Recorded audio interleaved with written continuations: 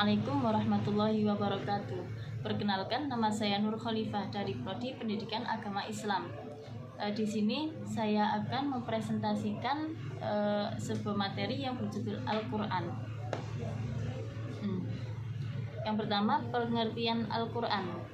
Para ulama ahli Al-Quran memiliki beberapa definisi dan pemahaman tentang Al-Quran, baik dari segi etimologi dan terminologi.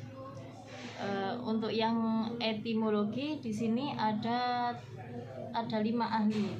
Yang pertama yakni menurut Al-Yani bahwa Al-Quran adalah bentuk kata benda atau inti yang disebut masdar dari kata kerja qoro'a yang artinya membaca. Adapun potongan perubahan-perubahan atau tasrifnya adalah qoro'a yaqra'u Qur'anan.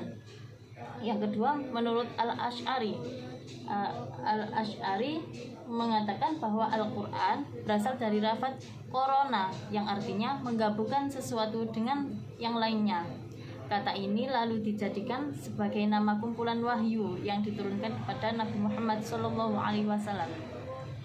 Yang ketiga, menurut Al-Farah, beliau mengatakan bahwa Al-Quran adalah dari lafaz qoro'inun yang merupakan bentuk jamak dari kata qorinatun yang berarti petunjuk atau indikator. Itu yang keempat, menurut Az-Zujad, Al-Quran berasal dari kata sifat dari al-qoro yang mengikuti susunan atau pola, yang mengikuti wazan fu'lanun yang artinya kumpulan, al-jama' atau kumpulan. Untuk yang terakhir, menurut Asy-Syafi'i, Asy-Syafi'i berpendapat bahwa kata Al-Quran adalah isim alam atau nama asli.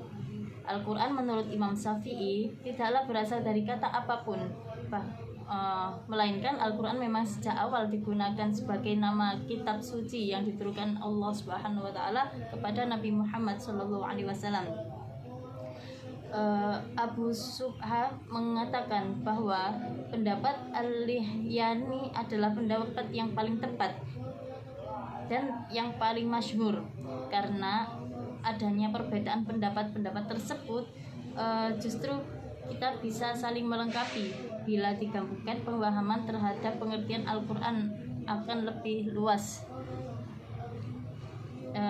Selain itu, ada pendapat definisi Al-Quran secara terminologi. Di antaranya yang pertama, menurut Syekh Muhammad Hudarife, bahwa Al-Quran adalah lafaz atau firman Allah yang berbahasa Arab yang diturunkan kepada Nabi Muhammad untuk dipahami isinya dan selalu diingat yang disampaikan dengan cara mutawir, yang ditulis dalam mushaf yang dimulai dengan surat Al-Fatihah dan diakhiri dengan surat An-Nas. Yang kedua, menurut Subhi Saleh, Al-Quran adalah kitab Allah Subhanahu wa taala yang mengandung mukjizat yang diturunkan kepada Nabi Muhammad SAW yang ditulis dalam mushaf yang disampaikan secara mutawir dan bernilai ibadah dalam membacanya. Yang ketiga, menurut Muhammad Abduh, kitab atau Al-Quran adalah bacaan yang tertulis dalam mushaf yang terpelihara di dalam dada atau hati orang-orang yang menjaganya dengan menghafalkannya, yakni orang-orang Islam atau orang-orang yang beriman.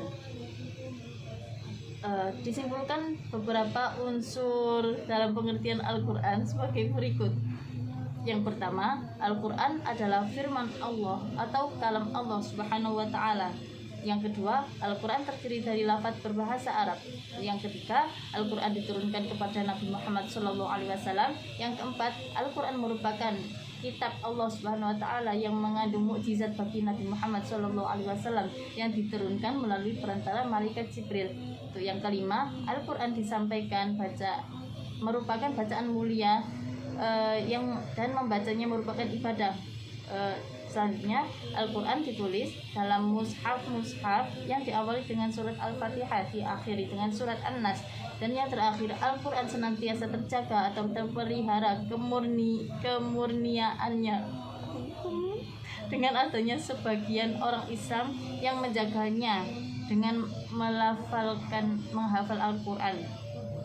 Adapun nama-nama Al-Quran, Al-Quran sebagai kitab Allah memiliki banyak nama. Kitab Al-Itqan karya Imam Syuuti menyebutkan bahwa Al-Quran memiliki 55 nama, dan ada beberapa pendapat lain yang mengatakan bahwa Al-Quran mempunyai 78 nama. Di sini saya akan menyebutkan 5 nama-nama Al-Quran yang populer. Yang pertama, Al-Quran. Nama Al-Quran adalah paling populer dan paling sering dilekatkan dan paling sering kita bicarakan tentang Al-Quran. Kita tentu masih ingat bahwa Al-Quran artinya adalah bacaan atau yang dibaca. Itu yang kedua, nama Al-Quran yakni Alkitab.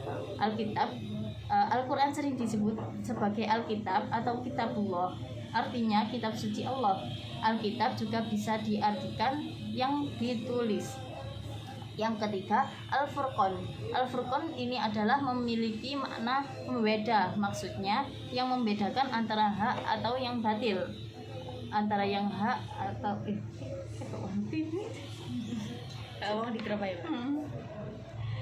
untuk yang keempat, Az-Zikr, yang artinya memberi peringatan. Melalui Al-Quran, Allah Subhanahu wa Ta'ala memberi peringatan kepada manusia. Untuk yang terakhir, At-Tanzil. At-Tanzil yang merupakan yang diturunkan. Al-Quran diturunkan oleh Allah Subhanahu wa Ta'ala pada Nabi Muhammad melalui perantara malaikat Jibril. Demikian pengertian dari Al-Quran yang bisa saya sampaikan. Kurang lebihnya saya mohon maaf yang sebesar-besarnya. Akhirul kalam, assalamualaikum warahmatullahi wabarakatuh.